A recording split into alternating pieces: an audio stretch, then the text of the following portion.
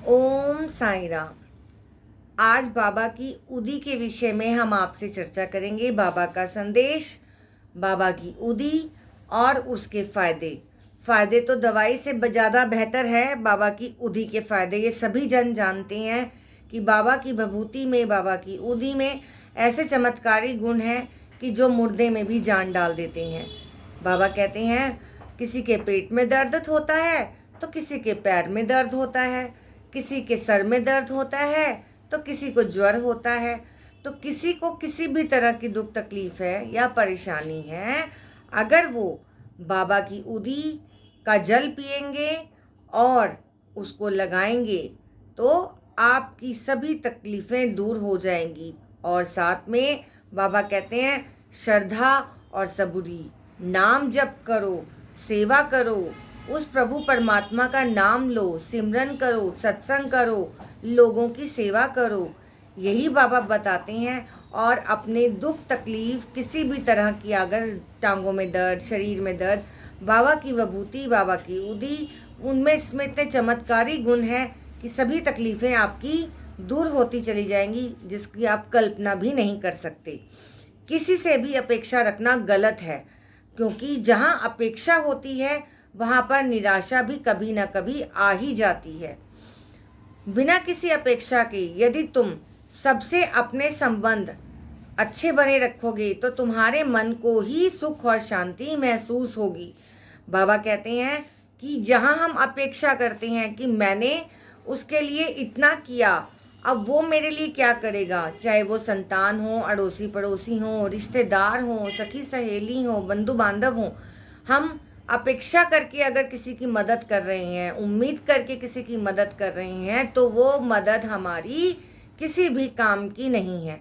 बिना अपेक्षा के अगर हम किसी की मदद करते हैं कि हमने उनकी मदद करी, उनकी सहायता करी, लेकिन हमने उसका बखान नहीं किया, तो बाबा खुद हमारे साथ हमारे उस कर्म का फल हमें ज़रूर देते हैं और हमें जीवन में आगे बढ़ने की प्रेरणा मिलती है। बाबा के इन्हीं वचनों से तुम्हारे लिए जो काम करते हैं, चाहे वह घर पर हो या बाहर, तुम्हारे ऑफिस में हो या कहीं और, उन सभी की कदर करो, क्योंकि वो बहुत मेहनत करके अपने लिए पैसे कमाते हैं।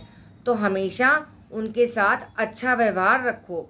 हम जिस तरह से एक डॉक्टर को रिस्पेक्ट देते हैं, आप देखते हैं कि अगर हम एक डॉक्टर को रिस्पेक्ट देते हैं, हम टीचर्स को रिस्पेक्ट देते हैं, और वहीं पर हम एक सब्जी वाले भैया को कहते हैं ओ भैया, हम कहते हैं ना कि ओ भैया इधर आ, रिक्शे वाले को ओ भैया इधर सुन, कुछ पैसे कम कर दे, कुछ ये कर दे, बट क्या हम उस डॉक्टर के पास अपने उन बच्चों के प्राइवेट स्कूल्स में जो फ़ीस होती है उनमें, या कॉलेज की फ़ीस बच्चों की, या कहीं हम और किसी रेस्टोरेंट या मॉल में जाते हैं जहाँ पर बहुत महंगा खाना होता है और हम मेन्यू देखते हैं और उनको पेमेंट कर देते हैं और अपने टैक्सेस भी हम लोग उसमें पे करते हैं, तो क्या हमें उन सब्जी वालों भैया के साथ में मोल भाव करना चाहिए जो गली गली में सब्जियां बेचते हैं, घर घर जाकर आपको घर तक आपकी सर्विसेज पहुंचा रहे हैं। हम ऑनलाइन भी आजकल ऑर्डर करते हैं, आप देखते हैं हम ऑनलाइन सब्जियां मंगाने लग गए हैं, ऑनलाइन दूध मंगाने लग गए हैं, ऑनलाइन अपने कपड़े, जेवर, बहुत सी चीज़ें हम लोग ऑनलाइन मंगाने लगे हैं और उसमें हम टैक्स भी पे करते हैं, जीएसटी भी पे करते हैं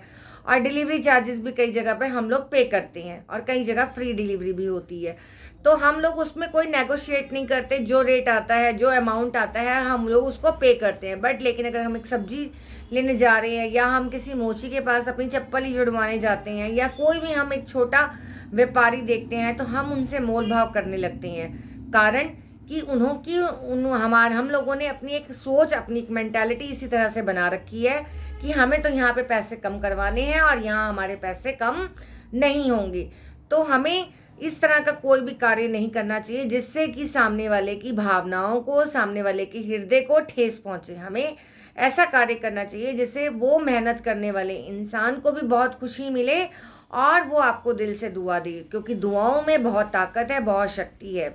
आपकी सभी बीमारियां, आपकी सभी तकलीफ़ें वो दूर हो जाती हैं। और अपने जीवन में सबसे बड़ी इम्पॉर्टेंट बात कि हमें एक अनुशासन को ज़रूर लाना है। रोज़ हमें जो है अपने काम को लेकर एक टाइम टेबल, अपना एक रूटीन ज़रूर बनाना चाहिए ताकि हम अपने लक्ष्य में लक्ष्य को प्राप्त कर सकें और लक्ष्य में आगे बढ़ सकें। समय का अनुसार अगर हम चलते हैं और आगे बढ़ते हैं तो हम लाइफ में ज़रूर आगे बढ़ेंगे। ये शब्द हैं जो हम लोग आप लोगों के समक्ष रख रहे हैं।